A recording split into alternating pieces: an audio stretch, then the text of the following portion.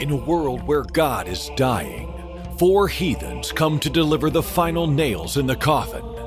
From the depths of hell, Satan sends 4 puppets of the imperialist West and the Zionist Jews against God, Islam, and tiny kittens to bring you their propaganda and conspire for a new world order.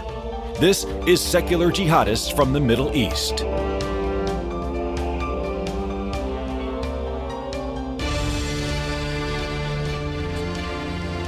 Hello everyone, this is the second or third episode, depends if you're a Sunni or a Shia, of the Secular Jihadist podcast or show. It depends also on your sect. Today we have... It is the second episode, yeah. Oh, it is? Yes. Okay. So with us we have Saddam on the background. We have Al-Rizvi, the great Al-Rizvi, the author of The Atheist Muslim, which we hope is going to be a bestseller, inshallah. Inshallah. Yes.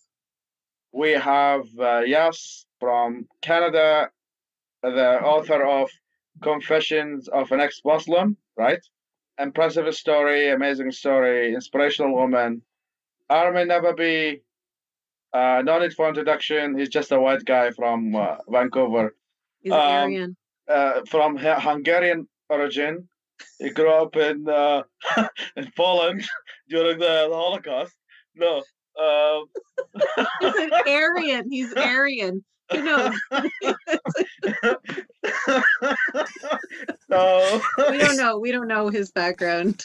So Armin from Iran, an ex-Muslim, founder of Atheist Republic, one of the biggest networks of infidels in the world. What else? He's married to an Asian lady. So to prove that he's not a racist. Yeah. So let's get going. That's the best introduction I've ever gotten. Jesus fucking Christ. Yeah. Okay. You're going to have to introduce us every episode now. You win. Oh my God, Poland. Jesus. So our topics today are varied. So much has happened since our last podcast. We've had the Linda Sarsour and the Women's March. We've had the Muslim ban, and we've had a tragic murder spree in Quebec, Canada. So hopefully we'll touch on all of those subjects today. Knowing us, we'll probably just get to one and then go off on a bunch of tangents. But let's all start with my favorite cockroach. She's in the news now because she's suing Trump for his Muslim ban. What do you guys think about that? Did you read about that?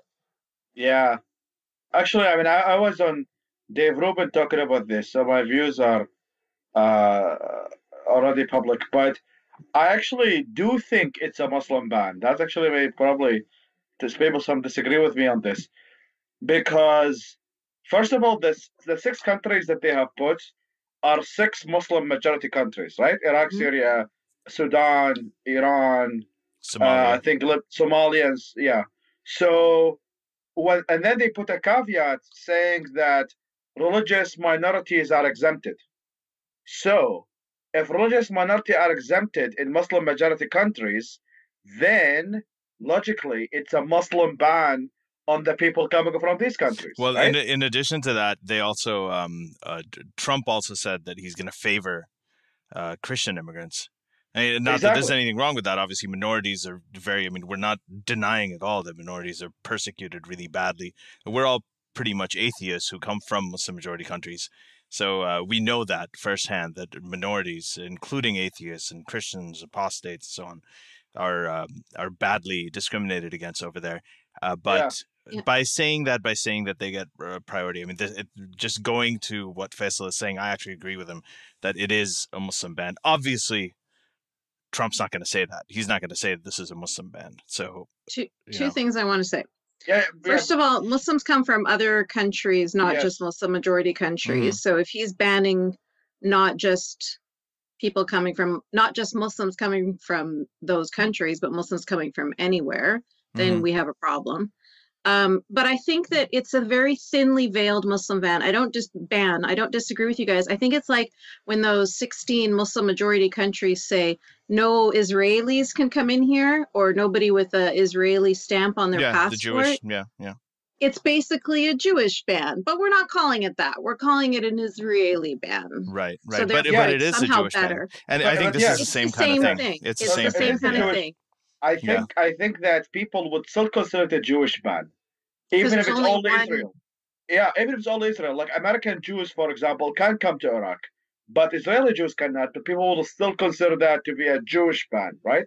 So the same thing, what happened in America, is a Muslim ban, even though there are Muslims who come from other parts of the world.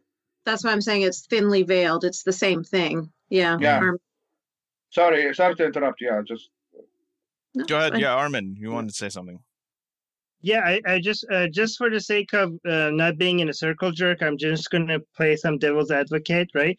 So I'm just going to ask, so what if it's a Muslim ban? These are, let's say, these are people with dangerous ideas, even if not all of them are bad people. We know that most of the people with dangerous ideologies come from these areas. Yes, he didn't cover some countries, but it's good to start with somewhere and, put a pause on refugees. And they say this is not a permanent ban.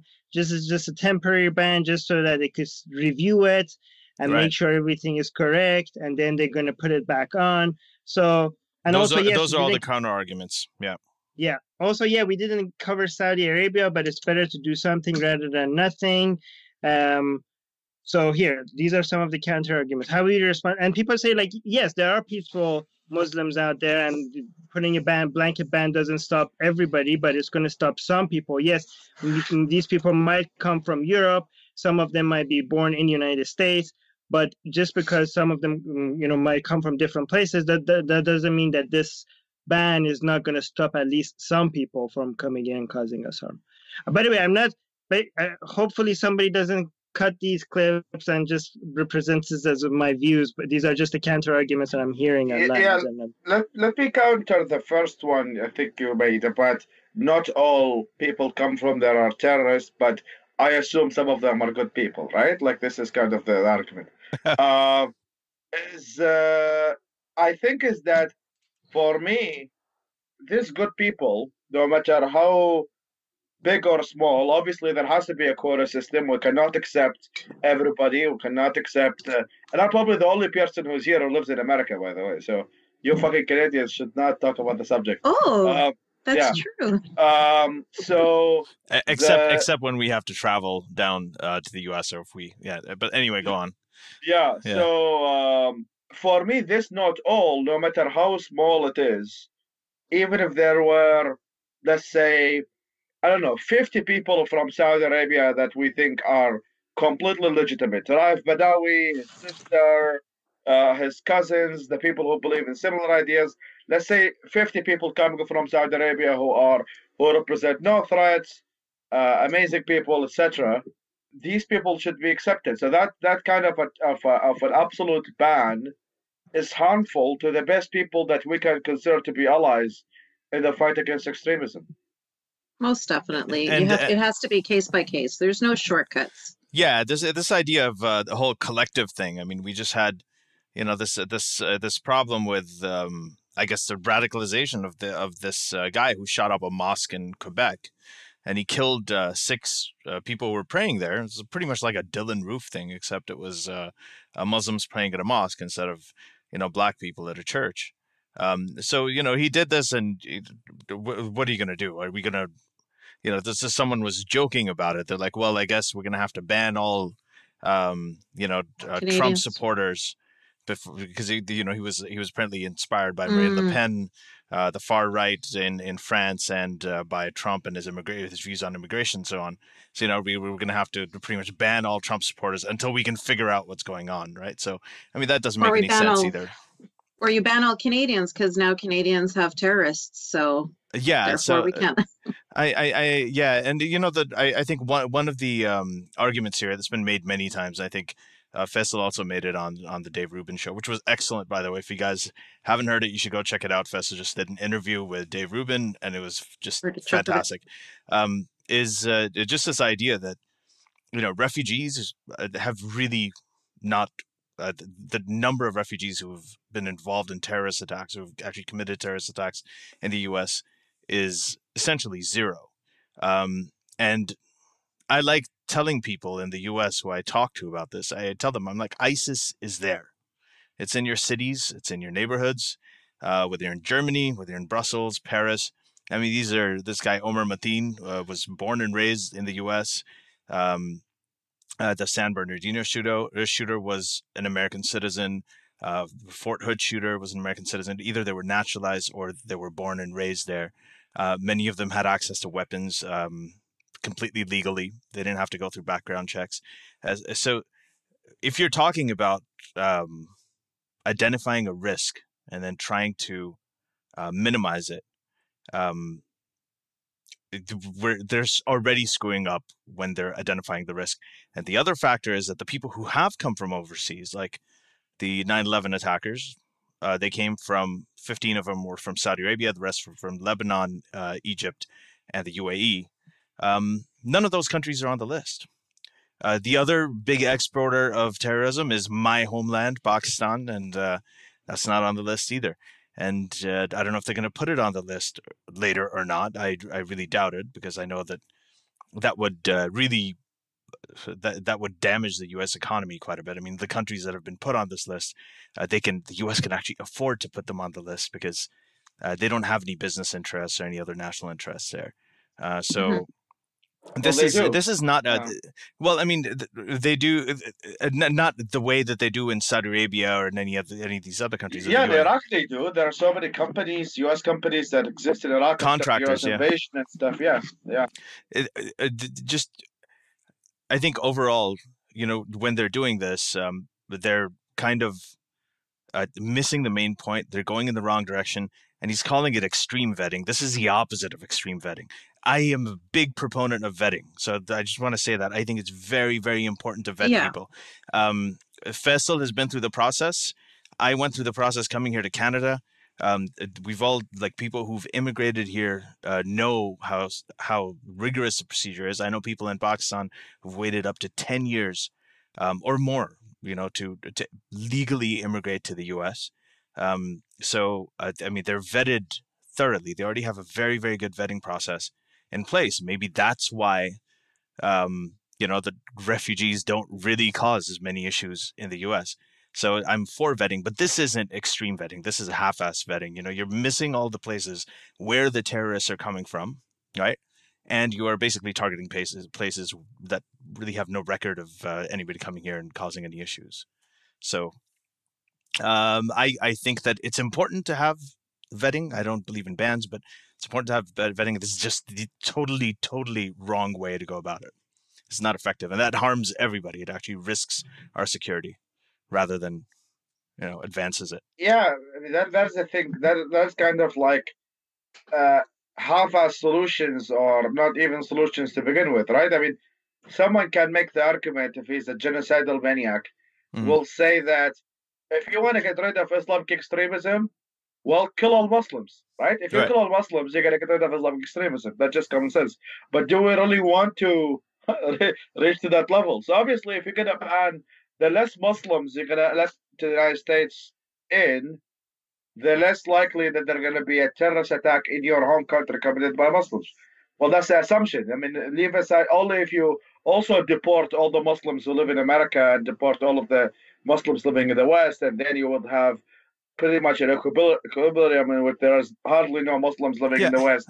And nobody wants that to be at this level, because it's just harmful to the whole kind of solutions world. Yeah, I wanted to say just one more thing. There was also this talk about torture and everything. And, you know, we talk about whether things are going to work or not, rather than whether it's the right way to go.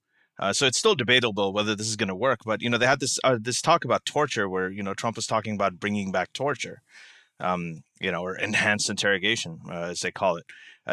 the thing is, he said that torture works, and there is evidence by some people that torture does work. The question is that relevant? Is that the right question to ask? Because I'll tell you what else works. If you want to prevent shoplifting, chopping off the hands of a thief really works. Or beheading them. I grew up in Saudi Arabia. It was a very, very secure place in that sense, where, you know, you didn't really have a lot of theft. You didn't have a whole lot of murder or any of those crimes because, you know, the cause, you didn't have a lot of people, like, you know, people used to think twice before doing drugs or dealing drugs because it's capital punishment. You get beheaded in a public square for doing those things. And those methods were very effective. They prevented crime. But is that the right way to go about it? Someone, you know, a kid takes a CD from a store, you know, back when they had CDs. I don't know if they're still doing that, but back in the World War One. Back in the days, yeah, I know. Poland. So, you know, when the point isn't whether it works or not. The point is it the right thing to do? Is it in alignment with your values? And that's the question. No. And also, I mean, back to that, yeah, I mean, that's a very important point. I think when it comes to values, is that as soon to be an American, hopefully next year. Inshallah as Allahu well. Akbar. Allahu Akbar. Yeah, Hussein. Netanyahu Hussein. Yeah. Netanyahu Hussein. Yeah. So, like, I would like the United States to be a role model for the world. I mean, I would like the United States to, that when we in this, especially, I mean, as we always mention, that the war against Islamic extremism is a war of ideas, right? Mm-hmm. We have to win the war of ideas. And the United States is the pit bull of the West. I mean, nobody asks what should Belgium do to fight Islamic extremism. Nobody asks what should Canada do to fight Islamic extremism. Everybody asks what should America do to fight Islamic extremism, because nobody cares about the rest. It's just that the United States has the biggest army of the world, the biggest military, the biggest diplomatic influence around the planet. And I want the United States to be a role model of acceptance, tolerance, pluralism, and well, they should be better. I mean, obviously they are already. No, but the problem is they are too much. That's the problem. It depends. It depends on how you define they are too much, because I mean, obviously it's not about just the diversity of races. Obviously, we have the most diverse races in America. You walk in Soho or East Village and whatever in New York City, and you find people from all over the world. But I think that there is also a diversity of ideas, right? There is the lack of, I mean, there should be, I've always been an advocate for a tier-based program, in which there are some people who really, really deserve to be here. Like the secular Bengali bloggers who are on the death list of Al-Qaeda. I think pretty much everybody agrees that these people should have a place in the West. I don't know, the LGBT right activists, the women's right activists who are putting their life in danger, and maybe one day ISIS supporters too, right? We have to let ISIS supporters in as well. Why not? No, I mean, I'm not very much into that diversity. I've had enough. I've had enough of that diversity back home. I mean, if I really want to miss it, I would like to take a flight to Baghdad. You know, when you said the Trump supporters, should we ban all of them? The argument against that is that nothing in Trumpism has proven to, you know, be linked to that kind of behavior. But we know Islam links to those kind of behavior. So if these are Muslim countries, we know. Yeah, yeah. Go ahead. And then, finish. And also the thing is that a lot of Trump supporters would say, like, yeah, this is just a temporary measure. Yet these criteria that everybody has to go through for people to get visa, they might be good, they might not be good enough. They're just putting a temporary ban on these countries just for them to, because they don't know if it's good enough, right? We might think it's good enough. They're just putting a ban so they could review it to see if it's good enough or not. And they say, well, you didn't cover all the countries. Or like, well, this is just the first step. Just because the first step didn't cover everything doesn't mean that the second step and the third step is not going to cover everything. Mm-hmm. But if you've taken the wrong first step, then obviously your second step is still moving in the same wrong direction. Maybe they have other steps that focuses on how people internally get radicalized. Maybe that's a more complicated thing. So that's down the road, but right now they're doing the easier stuff. They're just reviewing the process. Also regarding torture, yeah, okay. The people that was, I'm not for torture. I'm just saying. So they're saying you have torture to to fight theft might not be the good thing, because maybe torture is worse than theft. So even if you could be tortured, you could stop theft. That's not good. But if with torture you could stop a nuclear attack or something like that, then maybe at that situation torture would be justified. Like you say, like, but they say, well, maybe our values, all that stuff. Like, well, my values involve my city not being nuclear. Not getting attacked with a nuclear bomb. So wait, hold on. Let's just take this. There's a lot there. So I just want to make sure we don't miss anything. The first thing that you said, about the Trumpism thing, I had this discussion with somebody. They're like, well, Trump doesn't directly ask for violence, whereas Islam does. Well, Islam absolutely does. In the Quran, there's a direct link to that. So that part of it's true, but I think Trumpism does. I mean, this is when he's talking about, he's not just talking about banning Muslims. He's talked about punching protesters in the face. He has talked about killing civilians. When he said we have to take out their families, right? He actually said that we need to take out their families, which is a war crime. He advocated for that during the campaign. So he has, but even if he doesn't actually advocate killing people directly, and I'll give you an example. In the Quran, right, it doesn't really say anywhere to kill Christians. It doesn't. It says, fight the disbelievers, kill the disbelievers. It doesn't specifically say to kill Christians. However, whenever people in Pakistan, for instance, a mob kills a bunch of Christians, people say, well, this is Islam. And they're right. The reason that they're right is that in the Quran, for example, I'll give you a couple of verses. In Surah 9, verses 29-30, it says, fight the Jews and the Christians until they convert or they pay the jizya tax. That's one place. It doesn't say kill them, though.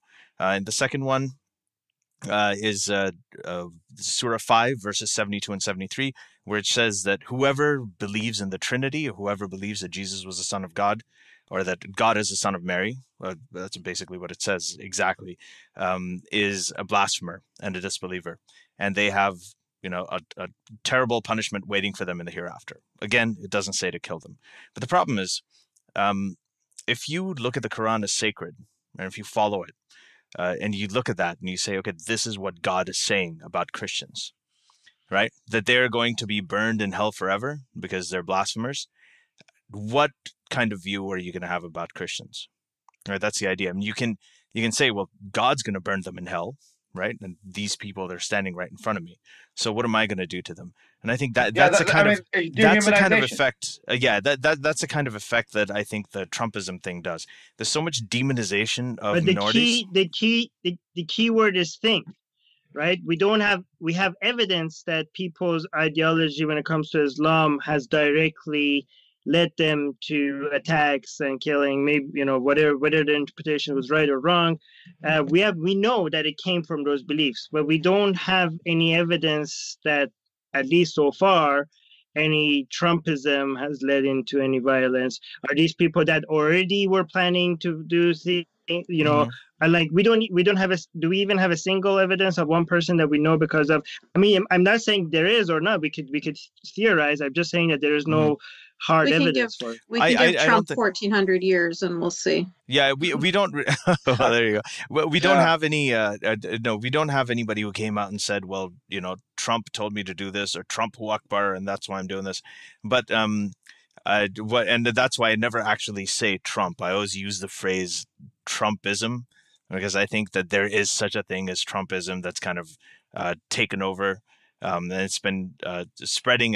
I think of it as a backlash movement to a changing world. And, when there's someone who's, there's someone who's drowning and they're just holding onto a plank of wood and they're about to go underwater, they're going to scream the loudest. And, the majority of people are safe on the shore, are just kind of moving along. They're going to hear them because they're going to be quiet. I mean, people scream the loudest when they're about to die. And I feel like there's a world that's slipping away and there's a backlash movement happening. I think that there is this mindset, this sort of animosity against these minority groups. In this case, the Quebec shooter, this is the closest we've gotten.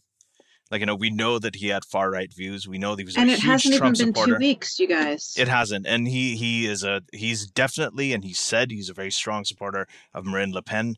His views completely changed, and he started talking about all of this stuff against immigration after Marine Le Pen came I heard to he was Canada also and did a speech in his city. And he was very inspired by that, which they said that he's actually told that to the authorities, from what I understand. Yeah, So, I mean, I don't think I would call that Trumpism. I think that far right beliefs and white nationalism and the mix of national socialism and all of these ideas right, have generally been motivating. I mean, the biggest crime, like the Holocaust and others, and mass murder by communism, was mostly committed by, I mean, non-Islamic terrorists, right? I mean, there are multiple factors of why people, and I think that the rise of far rightism, or not, but probably it's not a rise. It's probably just a reincarnation. I mean, the party, the Freedom Party of Austria, is founded by a former officer who was at the Nazi Party, right? And and now in the 1950s, because of during the immigration and the Muslim immigration to Europe, and the values of nativism and coming bubbling again, and also obviously organizing towards it.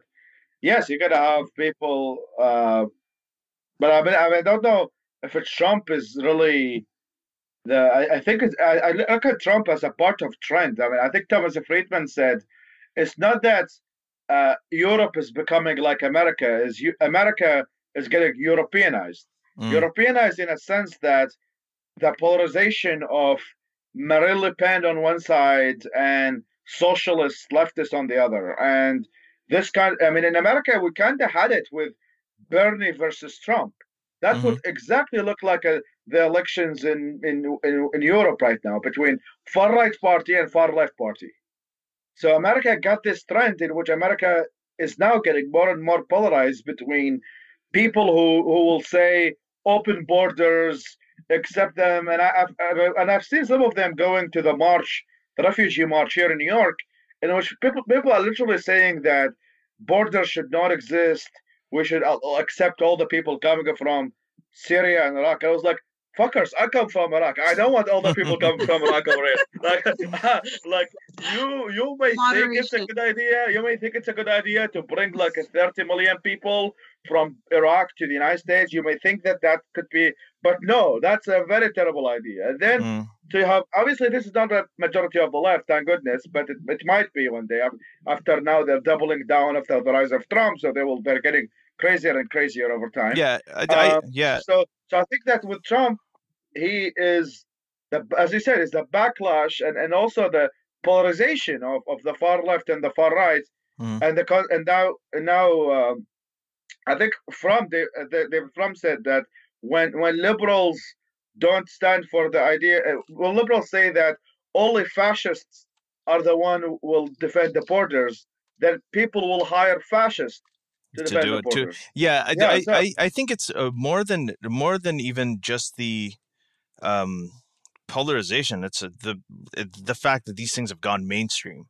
Like, they're not fringe movements anymore. I mean, there's a recent poll that I heard about in France where Marine Le Pen is actually slightly leading in terms of, like, the president. I mean, she has a very real shot at being elected president now, right? And then so there's the person who's kind of made the alt-right and the Alex Jones stuff and all that far right fringe element go mainstream in a way is Trump. So right now at this moment, I know he didn't found it. I mean, all this stuff has been going on for centuries, or at least decades, at least in recent memory. But I do feel like he owns it. It's like Obamacare. I mean, what's in Obamacare was Mitt Romney's plan before that, and before that it was somebody else's plan. But it's got the Obamacare name because he actually eventually ended up making it official. So I think that the person who's sort of leading this entire movement, and who has a lot of authority and who has a lot of, pretty much is the most powerful man in the world right now with the nuclear codes and everything, is Trump. And this is the mindset that's everywhere. So I think that just in terms of for descriptive purposes, I think it's pretty accurate to call it that, like this whole movement. I mean, he himself calls it a movement. And if you have a movement, movements usually are tied to ideologies. You don't have a movement that's divorced from anything. It's just a bunch of people hanging out. We have a movement. It's not that. I mean, there usually is some sort of agenda, and that agenda for this movement that Trump has himself called a movement. For that, I think Trumpism is an appropriate word. That's what I mean by it. I don't mean in terms of founding or anything like that. Continuing on from what Faisal was saying about the far left and the far right, I was going to say that's why I find this whole Sarsour versus Trump thing so interesting, because that's basically what it is. You've got the far left and the far right, and they're going head to head WWF style, and we'll see what happens. Yeah, let's call it the Sarsourian regressive left, even though she didn't start it. And that's the Trumpian alt-right, even though he didn't start it. But they seem like the people who are really, really owning it right now. And now they're going head-to-head. So I'm just going to break out the popcorn. I mean, it's going to be... That's right. I hope you both lose. I know. Armin. One thing Faisal said is that he wants the United States to be like a role model. And the thing is that the reaction to that mentality is that a lot of people are like, why? Why is it with our tax? Yeah, we have the greatest army, but this greatest army is to protect ourselves. Why should our tax dollars be spent on other countries, right? And to make other countries better. And a lot of people, they think that this whole Trumpism is growing because a lot of people feel like the leaders of their country have been focusing too much on other countries instead of focusing on the problems at home. How would you respond to that? Well, these people are fucking wrong. Number one, if they are not interested in the Middle East is interested in them. The Middle East is the opposite of Vegas. What happens in the Middle East doesn't stay in the Middle East. So the isolationists can go back and forth about how we should isolate ourselves and how we should stay away from everyone's business. Yes, you can stay away from Anwar al-Awlaki. Anwar al-Awlaki is going to come and popularize his ideology and make people become the timeshare member. Number two is that the world exists under competing powers. You have, if the United States does not try to bring global stability, then Russia is going to bring the global stability, or China is going to bring the global stability. So would you want, of all the three superpowers that exist right now, United States, Russia, and China, who would you want to be the leader of the world? Let me tell you who should be the leader of the world. The United States of America, because Russia is a fascist country. China is half-ass fascist country. So what you need is actually a role model of the world that actually the people can look, and that is not totalitarian, that is not as controlling as the other two countries, and that allows free trade, allow the coexistence or allow the existence of global free trade and businesses and so on. And the only country would do that is the United States. So they can. Eventually, that's what happens, is that isolationism comes in, and then there is a terrorist attack happen, and then people go full-blown neoconservatives, and that's what happens when people go into the extremes. I'm not advocating for continuous interventions everywhere, but that isolationism eventually backfires really, really badly, no matter how good the intentions are. But somebody, sorry, I'm just somebody may think like actually they don't mind these other countries intervening because they should, like they say, for example, as soon as Trump cut the money for these, abortion and women's healthcare stuff around the world, as soon as he did that, which country? Netherlands was it? Which country was it that they stepped out and started funding it? Yeah, so they're like, look, so they say, look, we didn't even have to fund it. Other countries. So basically, Trump saved United States of money. And they say, like, yeah, other countries should step up. Russia, China, they should. Want. And also they will say that, yes, the Middle East might be interested in the United States, even if you don't go there. But they're saying it's more costly to go there. If you actually didn't go there, you will save so much money that your defense would be much stronger. They're saying it's much more expensive to go mess shit up there that actually is going to maybe cause more people to want to come back and hurt you, right? If you instead of going and intervening there, maybe you could, have like CIA cell operations there. Like if you spend so much more money on defense, then you would be a lot more stronger. They're not saying to completely ignore it, but they're saying going out there and intervening is costly and is actually hurting them more than helping them. Yeah, that's kind of interesting about Trump, where he's sort of like a little all over the map when it comes to that, the interventionism versus the non-interventionism. But Fesley, go ahead. But it's an interesting point. People always generally make the argument that if someone intervenes in a country, that backfires on them. The amount of Iraqis who committed terrorist attack in the United States are zero, by the way.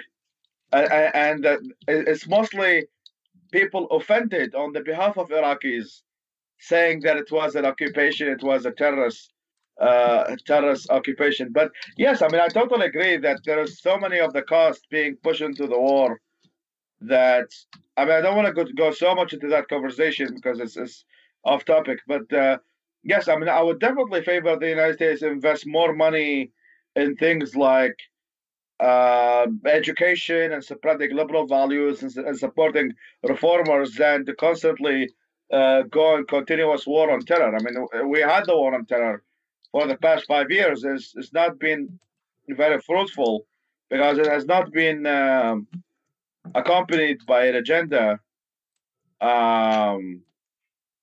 that has a goal at the end. It's always been, let's stop Al Qaeda, let's stop ISIS, let's stop something. It's never about, okay, how can we end extremism? How can we get rid of the root causes that allow the circumstances in which this extremism will flourish? I mean, these are things that are not going to be solved only by a gun or a drone, or it's going to be solved by people like us, actually, by probably people listening to us in other parts of the world. Hopefully, if this show gets popular, in which we can convince more people, and hopefully in the future we can reach thousands of people. This is actually, in my experience, actually, you don't even have to convince them. They're already there. They just don't know that there are other people like that out there. I mean, there are loads of them that actually think this way. Yeah. There are no liberal leaders anywhere, like true liberal leaders. There's no who can we think of that could be a political representation of what we believe? The King Salman of Saudi Arabia. No, I think. Well, there are. I mean, Tunisia, for example, Tunis have a liberal leadership to some extent, in which they agreed on a secular constitution. Yes, obviously, they're not as liberal as we want them to be by Western standards and stuff of accepting same-sex marriage and others, but they're liberal by far by comparison to Islamists and the Muslim Brotherhood. Just a little interruption side note. Did you hear? I don't know if I read this right, but Muqtada al-Sadr, the guy from Iraq, who was initially fighting the U.S. Army, and it's a long story. So he apparently came out and he urged more LGBT tolerance. I posted that today on my page. It went viral. Is that real? Yeah, that's I mean, it's from the Human Rights Watch, actually. Well, there you go. Yes, there's your leader, Muqtada al-Sadr. Who would have fucking thought, right? Yeah. There you go. There are some secular parties that exist in the Arab world and the Muslim world. I mean, I could name at least 10.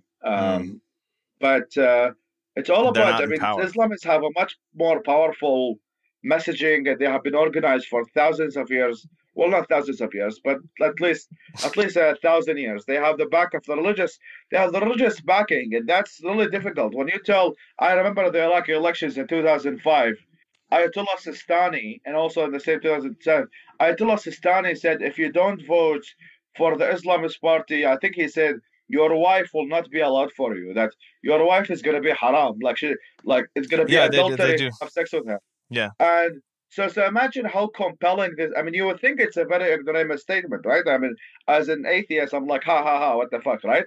But for someone who is actually believing in Ayatollah Sistani and thinks of him as a role model, even if he was moderately religious, even if he which is a lot of people, and I know that a lot of Shias in Pakistan also are in taqlid, which is like they Yeah. follow Ayatollah Sistani. But anyway, go on. So even if the moderately religious who would probably drink on Thursdays and go to Salat Friday prayer on Fridays, you will see them listening to what Sistani says. So this is so there is a huge difference leveraging. I mean, when it comes to secularists, you have to reason with people and you have to convince them of things and stuff. While Ayatollah Sistani can just say, vote for this party, and that's like a much better endorsement than Jay-Z. I mean, look at Jay-Z. He gave an endorsement for Hillary Clinton, and where the fuck is Hillary Clinton? We didn't get nothing. We got nothing from it. I know, Like, Jay-Z's got to be more like Ayatollah Sistani. Like if he then maybe Hillary can win, you know? Yeah, if Jay-Z will be like Ayatollah Sistani, then maybe. So see, like the power of religious influence is far more. I mean, emotional. Well, it's also simple. I mean, what you're dealing with is one of the things is when you are a religious leader and you're peddling religious influence, you don't have to make your case. You can just say, them. well, that's it. Now your wife is not legal for you, and that's it. It's done. Because people who are going to believe that a virgin gave birth, it's going to be very easy for them to believe this stuff. And you kind of see it the same way that people who had catchphrases, like when Sarah Palin came out and said "drill, baby, drill," and they were talking about death panels, and Trump is he's got lock her up, and these simple sort of phrases, they resonate with large amounts of people. Whereas, the more liberal people, they're trying to make nuanced arguments. They're operating within a more limited, parameters and a framework where there's like principles involved, and there's, sort of. So given that, the people that are against all this immigration is that, they say like right now, you look at United States and they say the immigrants right now are not a problem. Right. Mm-hmm. But given what you're telling them, these people, if they come here in mass numbers, it's going to eventually turn into Europe. Right now, maybe they're not enforcing their political views or their Islamic views as much because they know they're a minority. But if you keep letting them in mass numbers, eventually United States is going to suffer the same way Europe is suffering. And they say and they say like maybe right now they're not an issue, and you're looking at numbers and you're looking at refugees and like, look, no refugee has caused any attacks or anything. But they're saying that we're not trying to prevent something. We're pointing at Europe, and we're just wanting to put a stop on this before we get there. Not that it's causing any problem right now. So I think that there's a problem with this whole thing that I don't think anybody, no matter how liberal you are, thinks that there shouldn't be border control. I don't think there's anyone who out there.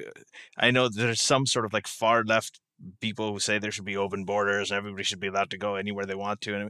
And I don't think the majority of people, liberals, anybody thinks that there should. I mean, even Hillary Clinton was in support of a wall. Essentially they were going to build a fence on the southern border on certain stretches of it. And she was in support of it. A lot of Democrats voted for it as well, for border security and so on.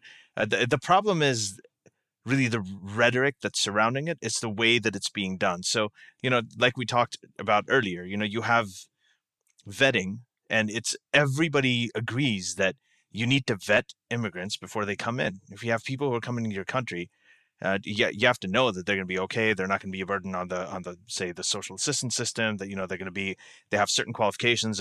All of this has to be taken care of. Their criminal records and all of that stuff. But if I was an American and I was afraid of looking at Europe and I was scared, I would be like, well, why can't these people just lie during the vetting process, right? Mm-hmm. I mean, why not just be safe and just stop people from coming in from these countries? Well, would it not be safer? Well, I mean, it hasn't been the reason that. The thing with America and Canada, and I would specifically say about Canada because I'm Canadian and I live in Canada, is that the whole reason that the country exists is because of them. It's because of all these. I mean, of course, immigrants have come in and they've caused issues. There's a lot of people who have been living here and they were born and raised here that have caused issues. There's a lot of immigrants that have come in who have not caused issues. Refugees have never really caused any issues here or in the U.S. So you basically have to do, risk analysis, just the basics of it, and you have to go by that. You have to go with the evidence. You have to go with the facts. You have to, look at what the trends are. You can't just blindly go into, okay, there was a terrorist attack here, and these people kind of, so we're gonna block these people off. I mean, you can't just haphazardly flail around, because that leaves it's a risk to national security. It leaves open avenues for the terrorists to actually get in, because they will be able to get in, if they want to. You can't avoid that. And most of these people, the terrorists, the homegrown, the lone wolf people, they're getting radicalized, or I would say radicalized. I don't like that word. They're becoming more pious and more religious. That's what it really is, through the internet. And there's no wall, there's no ban, nothing that's going to keep that out. There's nothing else that's going to convince them. They're watching Anwar al-Awlaki videos on the internet.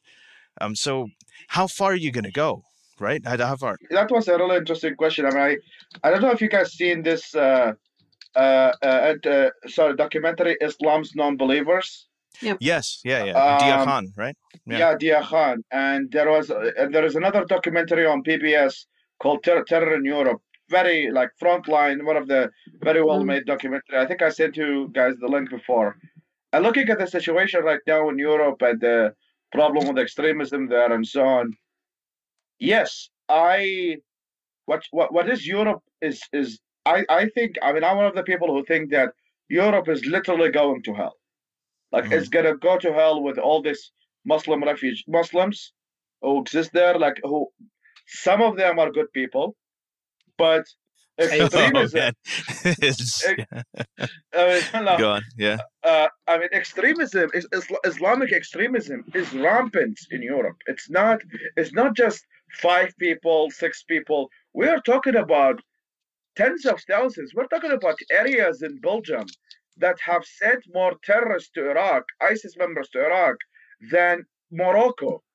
We're talking about tens of thousands of possible ISIS recruits living in the capitals of Europe. Well, I mean, did you see that when they burned all their passports? It's like all these ISIS fighters, they all had Belgian passports, German passports. Yeah. I mean, it's a huge issue. Yeah. So I understand. I mean, there is this argument, which I think I kind of feel sympathetic to. And I had a clash with Aina about this. And she was like, no, it's not as bad as the right-wing media says and all of this. And I actually look into this deeply, and I asked I saw these reports by PBS, which is mostly a liberal network. Dia Khan is a liberal for most. I asked my secular friends who live in London, and I told them, what is the situation there? And they all confirmed to me the same narrative, that Europe is on the verge of a civil war. The Muslim extremists that exist there represent a very big amount of people, very big amount of numbers, and that is a problem. So I understand the arguments within the American right, even though it may be coming from purely xenophobic reasons. It's that we just don't want more brown people. But I mean, just to give you... No, I think we're sympathetic. The point is that when you go about it, when you try to tackle it, do you go by evidence and do you target the right groups, or do you just go... It's kind of like, the whole Afghanistan and, the Al-Qaeda they came in, and there's Saudi hijackers came and attacked the country. And instead of that, went to war in Iraq, where, as you say, no Iraqis ever committed any terrorist act in the U.S. And they went there, and they kind of missed it. And look at what's happening now. That was obviously a colossal failure, right? So now you have this. Are they doing the same thing? I mean, I agree. If I was in a situation, if I was in France and I was seeing all the stuff that was happening, with a huge percent of the population is Muslim, there's a lot of radicalization going. There's a lot of issues, and yes. Hello, Yasmin. How are you? Okay, good. Nice to meet you. Thank you. I just want to say that people walked into Europe. They were not vetted. America has oceans to the right and the left. It's not going to be. It is true that that's a fear when we look at Europe and we look at areas of Paris that are actually segregated by gender, which is just absolutely ridiculous. It is scary to see what's happening there. But I have a question for you. It's not going to be it. I don't agree with Ina that it's not as scary as we think it is, because I think it is very scary. But I think that we're in a better position than Europe was in. They opened their doors and they made them sandwiches and made signs and sang songs and said, "Come on in, everybody." We're not doing that. So I have a question. There's a vetting process. Go ahead. So and the same thing, just I guess to everybody, and just open it up for a conversation. Is that in Canada here specifically? There have been a few terrorist plots like the Toronto 18, the mid 2000s and so on. I think it was. I can't remember exactly. That was foiled. There were a couple of other things that were foiled. The intelligence has always been on top of it. They've done a really good job. We had a couple of things like the two, I think the soldiers that were killed, and then there were, I think, two of them that were killed in an Islamist attack. There was another jihadist attack on the parliament a couple of years ago where one person was killed. Apart from that, we've had we've had very, very little Islamic terrorism in that sense. On the other hand, we do have about 3% Muslim population nationwide. In Toronto itself, it's about 7%. I think the number's a little higher in Vancouver as well. They happen to be very well integrated. They're not necessarily economically disenfranchised. There's actually gender equality among the Muslim population here in terms of men and women both working, or men and women having the same amount of professional education. And a lot of this is actually true. I mean, we have a higher percentage, almost double percentage by percent of Muslim population here than we have in the U.S. So what is it that Canada is doing right? And can that be a model for Europe? And Europe has higher percentages of Muslim populations, but can that be a model for? One more thing is that Canada also vets its refugees very well. You've got Merkel, who's all about open borders, and you have Trump's like ban everybody. But Canada has a refugee policy, and some of it has been controversial, like the Syrian refugees coming in. Straight single men are not allowed. You have to be part of a family, or if you're a persecuted gay man, then you can come in, but straight single men are not allowed. That's a screening process. And there's other things like that have made, whereas even the refugees that are coming in here, we haven't really had a whole lot of problems with them. So what is it that we're doing right? And is there a lesson that other countries can take from it? I think that we have oceans to the right and left of us as well. So that's really helpful. But, that's exactly, yeah. Mm-hmm. I mean, so you can control your borders a lot better when you have vast oceans. And also, I think the difference in the U.S. is that the U.S. is a great Satan. I mean, everybody, like, if imagine like you want to get rid of fast food. Let's say you are an anti-fast food terrorist, okay? The first people you're gonna bomb McDonald's, right? You're not gonna bomb the small shop at the corner who sells fast food. Yes. You're gonna deal with the biggest enemy, which is the United States. So there's partially the reason why the United States is the target. I mean, 9/11. Nobody cares about Canada. That's what he wants to say. Well, partially nobody cares about Canada. I mean, because it also they know. There's also Germany, the UK, Belgium. There's all these other places where attacks have happened, but Canada somehow, nobody gives a shit. And even though Tariq Fatah got really excited the other day when the Quebec mosque was attacked because he thought it was a bunch of Islamists that did it. Even that turned out to be a white nationalist. To his disappointment. So, go on. I think intelligently, I mean, terroristically speaking, the United States is, I would say, the easiest to provoke from all the Western countries. I mean, I think that you tweet a Trump. country like, Well, I mean, even without Trump, I mean, George W. Bush. I was saying his Twitter, like you could provoke him really easily on Twitter. But, anyway, go on. Even if there was a 9/11 style attack that happened in Germany or France or even Canada, I don't think they would go into two wars in two different countries spending $3 trillion. I think that, I mean, according to Bin Laden manifesto, and if I really want to suck the money of all the West, I would blow up the United States. The United States is going to get triggered, and rightly so, and then attack, launch wars, and then they know for a fact that the more Muslims feel victimized, the more Muslims going to join their camps. Mm-hmm. And then they're going to divide into the world between ISIS and the West. And at the end of the day, it's not going to, So they're That's exactly winning. what's happening.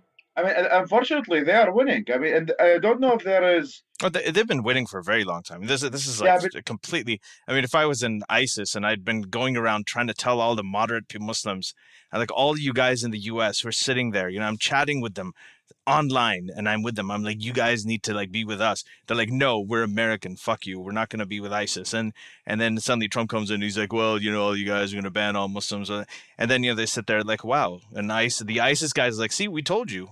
It's like this is the same thing. This is what they're doing. I mean, you guys do belong with us. You guys don't belong there. They're going to treat you like a second-class citizen, even though you were born there and you were raised there.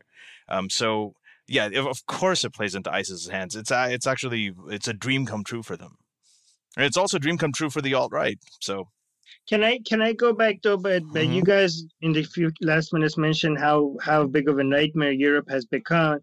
But then the people that are saying that we should, put a pause on immigration, they're saying, well, this is what we're trying to prevent.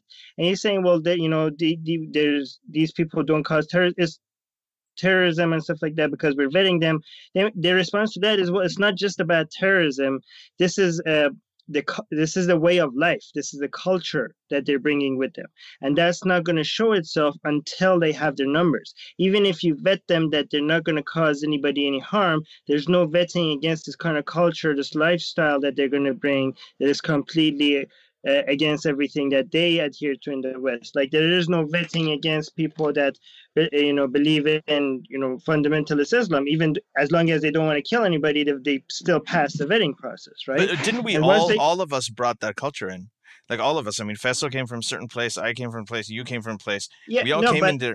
I'm not. By the way, I'm not saying this is a valid argument. No, I know you're giving counter arguments. I know that I'm arguing with you in the same way. That I'm just saying that the counter argument to your counter argument theoretically is this. So, but we're a minority. Confusing. Like me, you, most of the people that they come from there, they're not going to think like you and right. But most of them are going to think like, no, my sister can't go out and just have fun whenever she wants outside. And these are small little minor but people things. Like you and me are also this is also a recent phenomenon. And I think one of the things that we sort of neglect in this whole conversation when we talk about goals and we think of people as fixed, there's this mindset that they have, they're coming here and that all of us changed and we all have come out actually very recently in the last 10 years.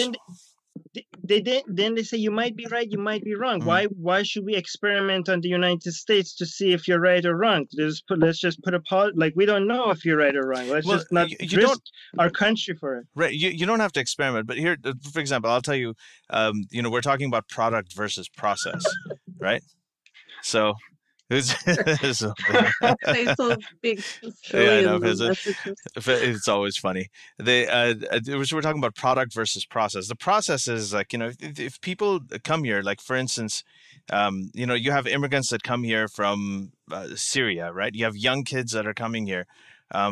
If they met people like us, if they had mentoring programs, if you taught them the process of what this place is like, what critical thinking is, what science is, what rationality is, what democracy is about, what liberalism is about. If you actually made an initiative where you did that, and I think that they do that in Norway. I mean, they have people who come in with new immigrants. They actually give them that kind of training. They have to actually go in and learn about it. So I'm not saying I get your point. I get that. I'm not saying that it's a real fear. That's a good. It's a valid point. Like it is definitely a valid point. Yeah. I know, and you're right too. But the point about your argument is that if we are successful at reaching out to them, and that's a big if, because guess what? Like Atheist Republic, right, is one of the biggest atheist pages out there. But guess what? We are nothing compared to the Islamic pages out there.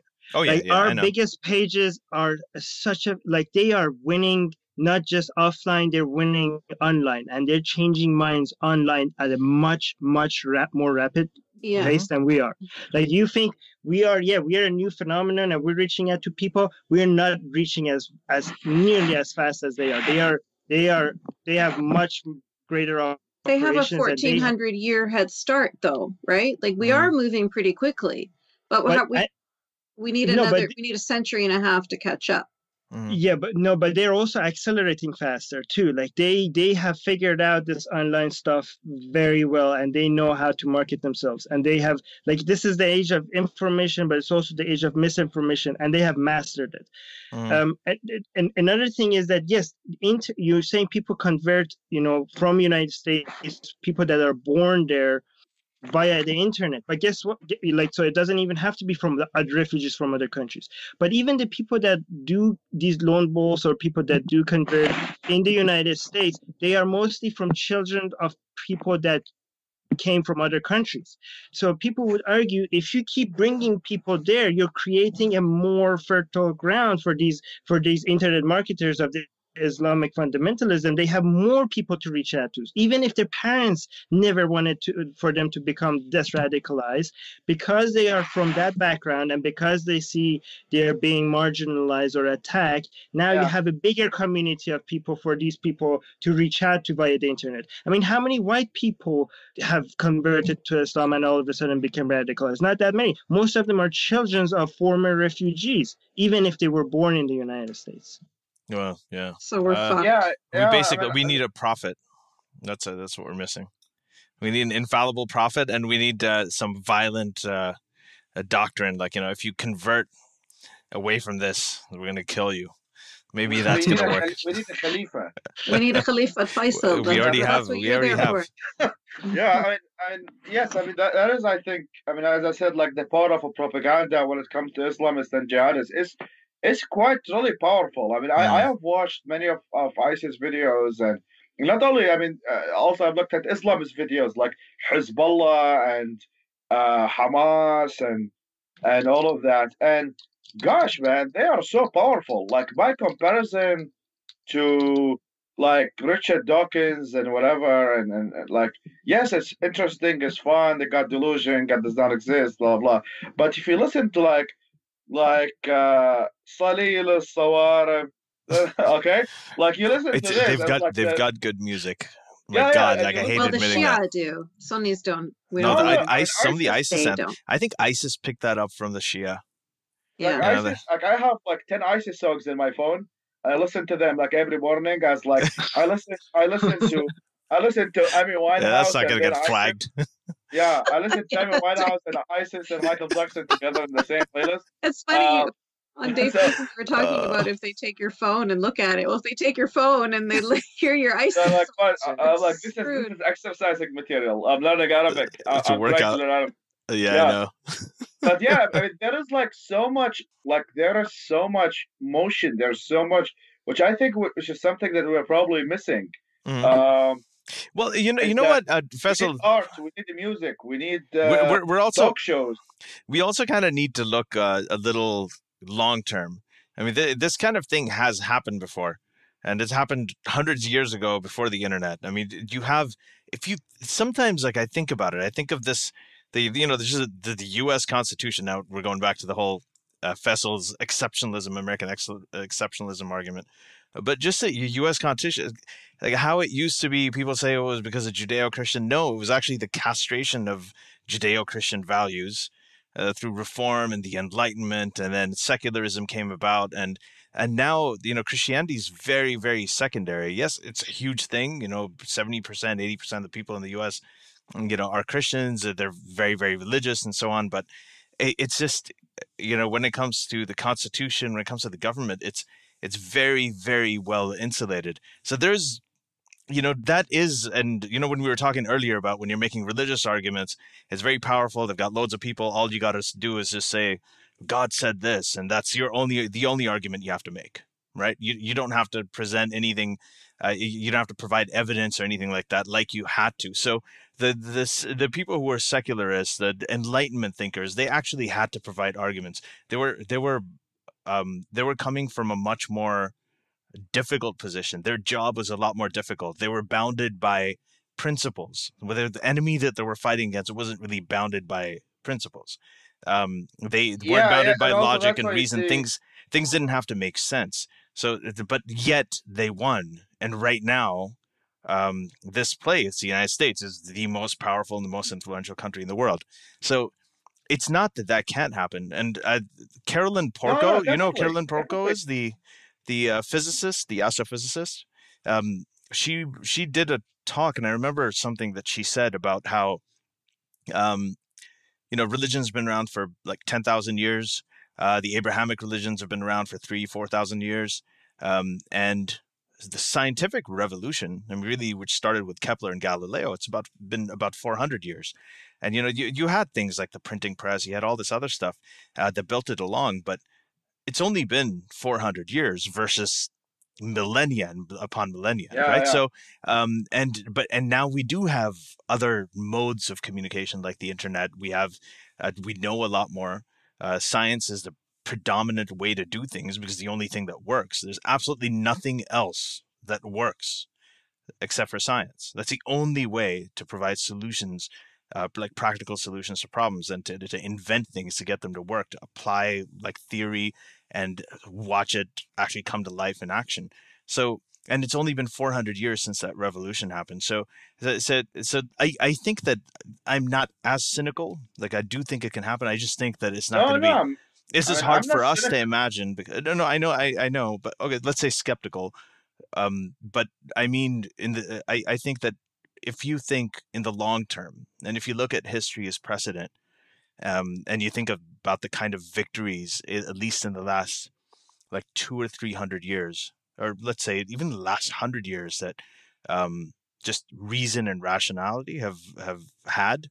I think that can happen with the Muslim world as well. The only thing I'm skeptical about is that under the same status quo right now, in which you have Saudi Arabia pumping all that money to madrasas in Bangladesh and Pakistan, influencing millions of people, Iran influencing the millions of Shias around the Arab world, Qatar influencing Islamists around in Egypt and Palestine and others. I think within that status quo that we have right now, I think for a fact you can say that Islamism and jihadism are rising on a much faster rate than secularism is. Yeah. I think that if we change the balance, we change the imbalance.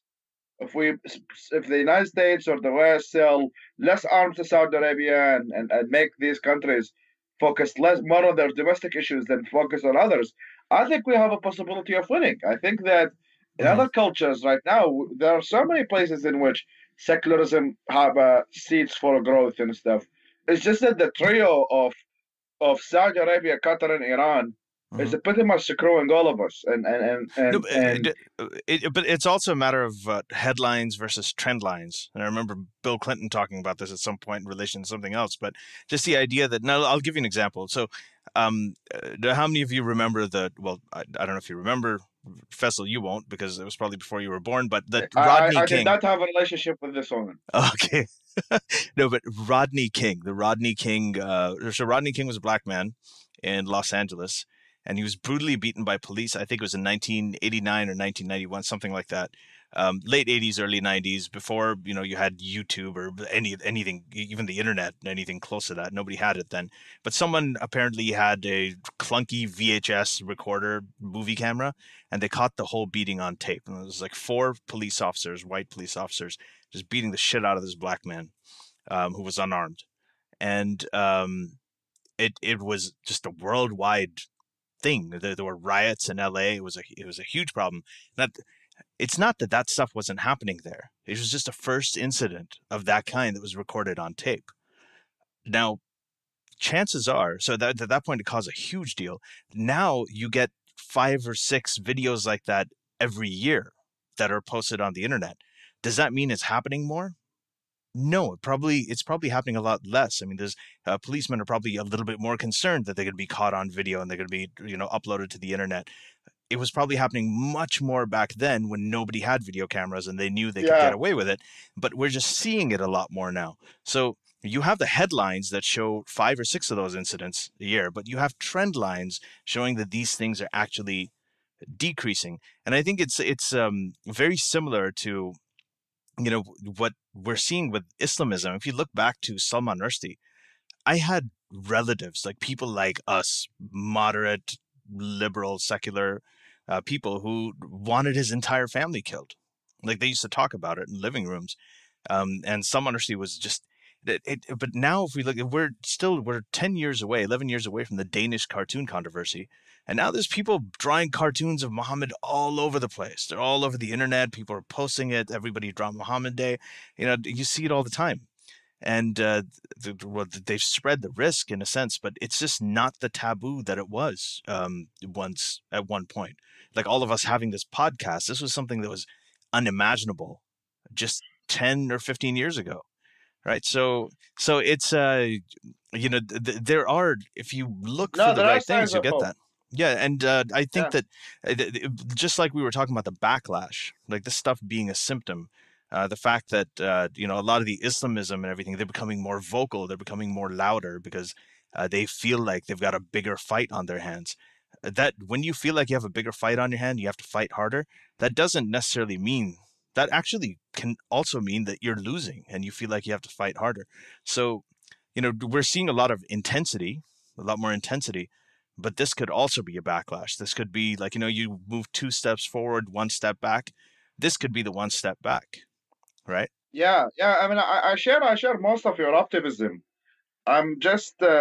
I'm not that optimistic. I'm just Armin is providing arguments, and we should make it clear that those are not things he necessarily believes. He's providing arguments so that to keep us in check, which is awesome. So that's partly what I'm doing. I think the Jews paid Armin to ask these questions. Well, yeah, no, he should be a millionaire. They control the media. That's why Steve Bannon's trying to take him down. I'm just trying to impress them as much as possible. I still haven't gotten anything. So I have a question. Like, do we have time to cover the Women's March? Because I want Yasmin to give her full perspective. So let's do that now. Let's move to that. I think we've talked about the others. I think Yasmin is the most qualified person. Why Yasmin? Did you just assume her gender? Is that because you assume Yas's gender? Yeah, I assume the fuck out of genders all the time. Well, as a queer lesbian trapped in a man's body, I just want to say that I have. Okay, go ahead, Yasmin. As a Baghdadi, I would like to know your opinion. Yes. I definitely want to talk about the Women's March, but I do want to say something about the evil triangle that you mentioned of Iran and Saudi Arabia and Qatar. Right. All 3 of them being the power that is against, secularism. You mentioned this, actually. This is your point, Faisal. You were talking before about how Americans are, we're supporting, basically the West is supporting those 3 countries as well. We're not supporting the secularists. We're not supporting the liberals. Yeah. In fact, our liberals are supporting the Islamist Americans. So when you've got the Islamists in the Muslim world being backed by these millions and millions of dollars in these powerful countries, who's backing the secularists and the liberals in the Muslim world? Nobody. Me. Yeah. Huge imbalance. Very huge imbalance. I mean, between billions of dollars to zero. Yes. Yeah. This behind the screens chat window, just for the viewers, if you see anybody, if you see us laughing at inappropriate times, a lot of that is Faisal typing in the behind the scenes chat window. But anyway, go on. I wish I could say what you type because it's fucking hilarious. But anyway, I'm pretty sure you're going to post it as a Facebook status anyway. But go ahead. Yes, I'll mute myself again. No, it's just the Women's March is continuing this same conversation. It's this same sort of idea of, we're talking about, when we talk about liberals, we talk about liberal women, we're going to fight it. The reason why they were having this whole march was basically it was an anti-Trump rally, right? So we're upset over this man being elected president, so we're going to march in the streets. And one of our leaders is going to be somebody who holds conservative ideas that are much more right-wing than Trump has ever held, and she believes in things that are alt-right. They're Islamic alt-right, but they're alt-right compared to the kinds of things that Trump believes. So it's just a topsy-turvy. I think that the march was a great idea. I support all those women, and I think that was fantastic. I just think it was really, really tone deaf and just didn't make any sense at all to have a hijabi. Yeah. To have a hijabi on the posters, and to have these women putting on American flag hijabs, and to have Linda Sarsour as one of the leaders, and inviting CARE. I mean, they said they wouldn't allow conservative Christian groups because it's a pro-choice, and we don't want any pro-life people here. Yet they invite CARE, who are much more conservative than these pro-life groups that they said aren't allowed to come. So just for context, just very weird. We should also mention for people who haven't heard the first episode is that Yaz was actually, you grew up being forced to wear niqab and hijab, right? So, and I remember Mona Al-Tahawi also tweeted something like this. She said, "I fought 8 years to not wear the hijab, and now they're sort of fetishizing it here in the Women's March." Do you feel like we? I guess Armin, you're the counter argument guy, and we're gonna go back to Yaz. I just wanted to ask you: do you feel like sometimes we? The Women's March is this huge thing, 4+ million people. And if we just kind of kept talking about the Women's March, and kept it there, do you feel like Linda Sarsour got a little bit too much attention because, and it served her well? And if the rest of us had just kind of ignored that and gone on with like the 90% of the thing that was going on, I mean, she was just a co-organizer. I mean, she wasn't the person who started the march, right? Do you think that that's a better approach to deal with people like Linda Sarsour on this side or Tariq Fatah on the other? Like, people like that who are sort of just, I don't have a word for them. But we were kind of ignoring her, and it wasn't all about her until Bernie Sanders tweeted support for her and called her progressive. Then that's when everybody lost their mind. Yeah. Because Ban Bernie. Because now she's not a nobody anymore. Now she's got Bernie Sanders. But Bernie was campaigning with her. Bernie was like, he was campaigning with her all the time. She was his campaign manager here in New York. He was doing that the march. I mean, the march wasn't about her. The march was about the women. And then when Bernie posted or tweeted that thing about her and supporting her and the march, and I marched with Linda or whatever it was. So that's what caused this. Well, wasn't the Bernie thing in response to her being? Sorry, go ahead. Yeah, but what about people say, these women fought all their lives to not wear the hijab, which is their choice, and she's fighting for the right to wear the hijab. She doesn't have to fight. She's in the States. She can just wear it. Because I was saying the States. No, wait. Let me, because in the States, if you wear a hijab, people argue that you do get discriminated against, right? Yeah. So people who've been attacked for wearing a hijab too. Yeah. Yeah. So basically, you're saying she's not forcing anybody to wear the hijab. She's choosing to wear the hijab, and that's her right. That's her freedom, and that's what women's rights is about. It's about people being able to make their choices. So people have to fight for the right to not wear the hijab, and people have the right to wear the hijab. What do you say to that? If they want. I think that that's conflating some issues here. I think that just because she wears hijab and she wants to wear hijab, that's fine. That's her business. I don't care. My point is, when you have a liberal march and you have a conservative far right-wing person co-chairing that march, that's a disconnect. When you have the leader of the most progressive leader in the United States putting her on a pedestal and calling her progressive, that's confusion. So people see a brown woman with a scarf on her head and they're like, oh, you're one of us. You must be a liberal as well, because liberal people support all minorities. And if you're a minority, then you must be part of us. And they are wrong. ISIS are minorities too. Are they going to consider ISIS to be part of their team? Yeah. So what if So people say this was not a liberal march? It was supposed to be a women's march of all women with all Yeah, ideas. I mean, Well, it's not except for the fact that they would not allow conservative pro-life women to march with them. Which people say that was also wrong.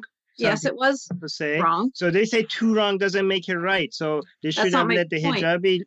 I'm supporting the fact that it was. I'm explaining why it was a liberal march. So it was liberal chairs that planned it, and they actually would not allow conservative people to march with them. So therefore, yes, it was a liberal march, and to have it being led by somebody who's so right wing is completely tone deaf. I wanted to also sorry. Go ahead. What if somebody says it shouldn't have been a liberal? It should have been an inclusive march. Like this was about. This was about inclusivity against somebody that is exclusive, and inclusivity means having people of. By the way, I agree with you. Okay, That's just saying. Hypothetical. Yeah. Okay, but I'm just saying, what if people say that in the spirit of inclusivity, we're supposed to have liberals, conservatives, hijabis, LGBT, conservative Christians, everybody. Yeah, and we should have some KKK as well, bringing their hoods that have American flags on them, and we should wear those as well because we have to be inclusive. Yeah, right. I mean, I think you. She makes a good point. Yeah, I mean, Yasmin just explained intersectionality. Is that intersectionality, which has been adopted by the left and the critical race theory, it just literally it is anti-white Christian movement. Yes. The left has turned into anti-white Christian movement, and anybody who is non-white, non-Christian is an ally, and that would include the conservatives and the most organized ones, right? So the most organized minority is the Muslims. They ignore the minorities within the minorities, so they just focus on the and they also, I mean, people talk like I've got this argument a lot about. They say like, why do you as a Hispanic vote for Donald Trump? There was this argument like they were asking students, why are you Hispanic? Well, for a start, Hispanics in America are one of the most religious communities in the United States. Right. They are super Catholic. Why the hell you would expect them to vote Democrat? Right. So why do you even expect African Americans to vote Democrat? If you go to black churches, many of them are homophobic and sexist, but the thing is now it's just that the Republican Party has become the white Christian party, and anybody who is not white Christian is our ally. We're gonna pander to them. We're gonna try to get their votes. It's all turned into politics. I mean, and eventually people like us, the minorities within the minorities, because we're atheist Muslims, right? We're all from Muslim background and stuff, and we get thrown under the bus all the time by the liberals because we don't represent a significant political bloc, and also we are considered antagonistic against the minority, another minority. So we're too much trouble. We're too much haters. Trouble. We're haters, and we're associated with the right wing already. We're Uncle Tom.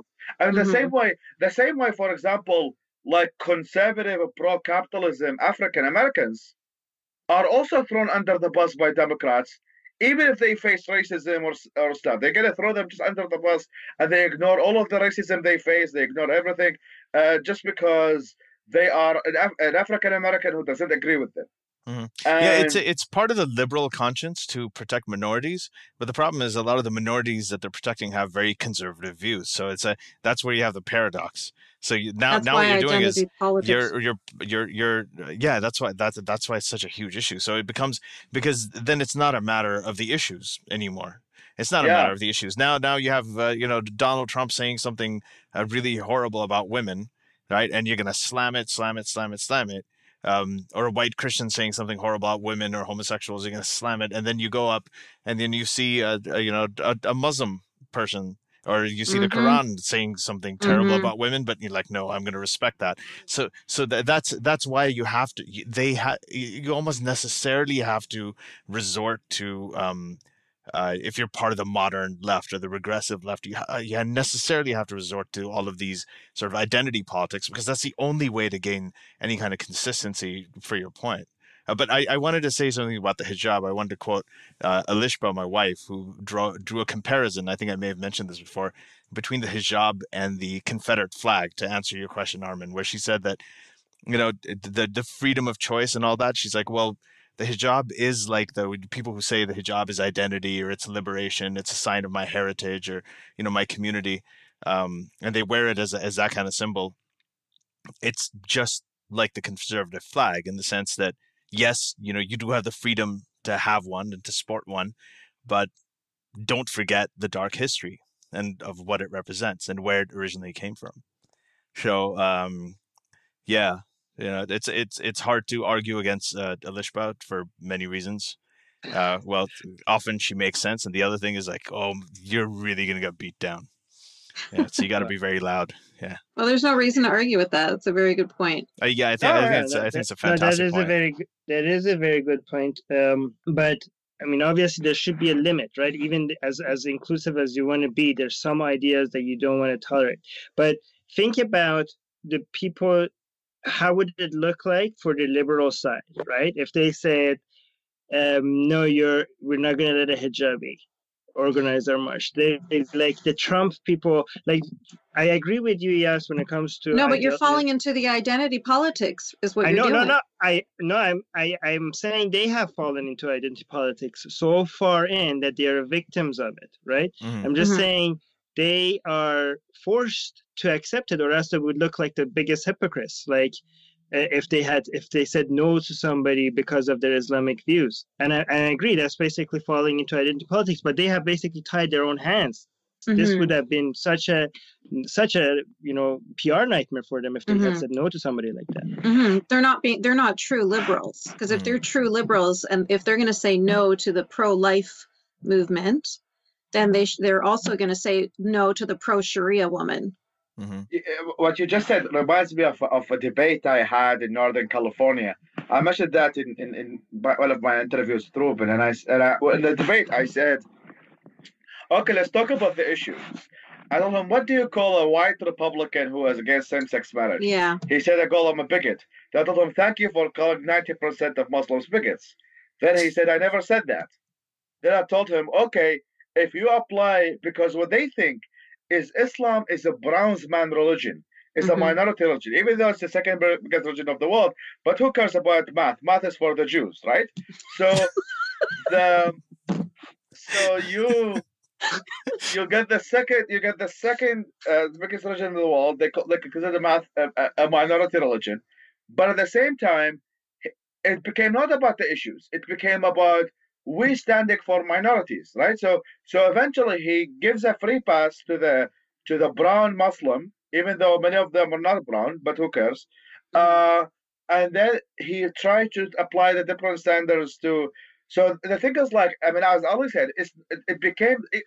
Occupy Wall Street, Black Lives Matter. I mean, there were like people holding a free Palestine about the Black Lives. Like all of these rallies had turned into everything. It turned into like people like, let's make communism great again. Yeah. Then there are people who talking about environments, and you have I've been to this actually. Like I see these rallies all the time here in like Times Square or whatever, and you see like the rally is supposedly about climate change, and then you see somebody holding like free Tibets or like I don't know, let's make genderless bathrooms, and you're like, okay, like don't you like, because all of these rallies became about inclusiveness, anti-colonialism, fuckism. I don't know. I don't know what to say anymore. Like it became all about anti-white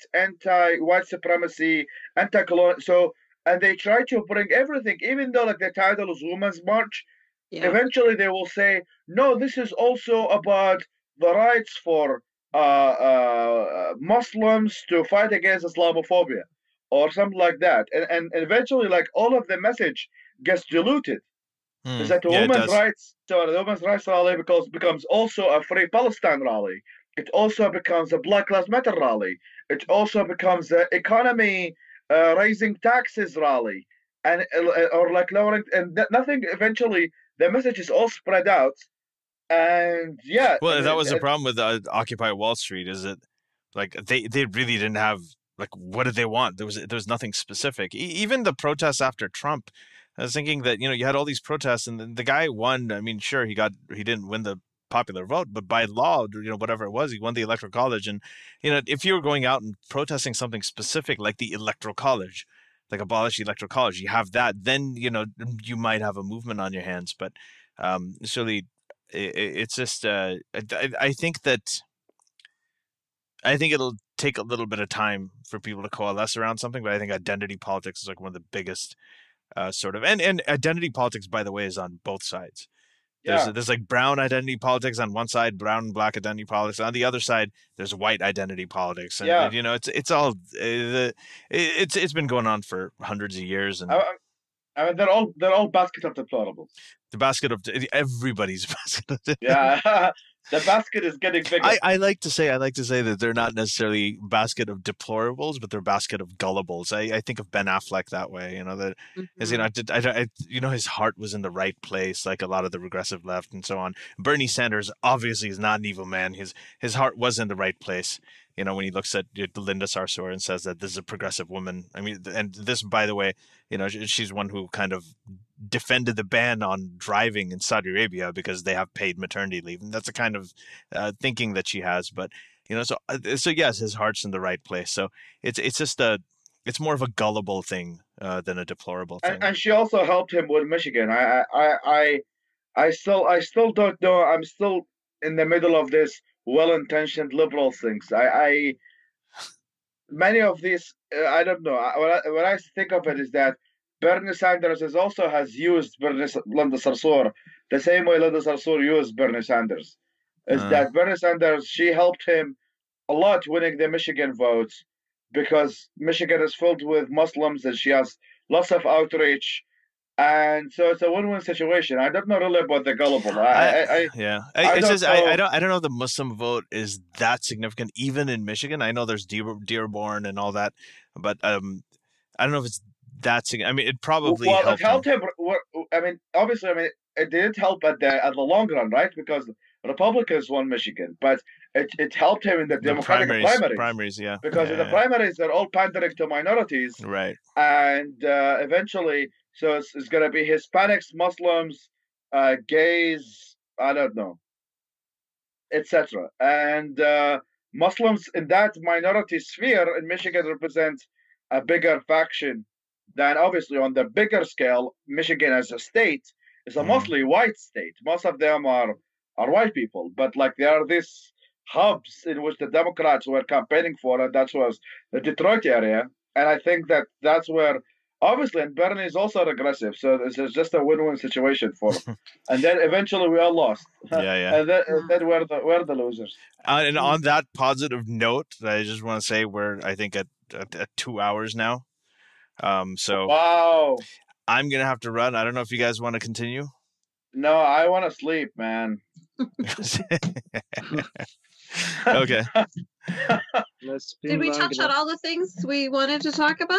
I think we missed one of them, but oh well. Well, the Quebec shooting, I think we kind of said what we wanted to say about it. I mean, there's nothing too much to say about it. We should just reference Tariq Fatah as the source of. We just want to go and check out all of his archived tweets. I mean, that'll tell you everything you need to know about especially the one about Ali's secret second wife. No, this time I'm a jihadi. This time I'm a jihadi.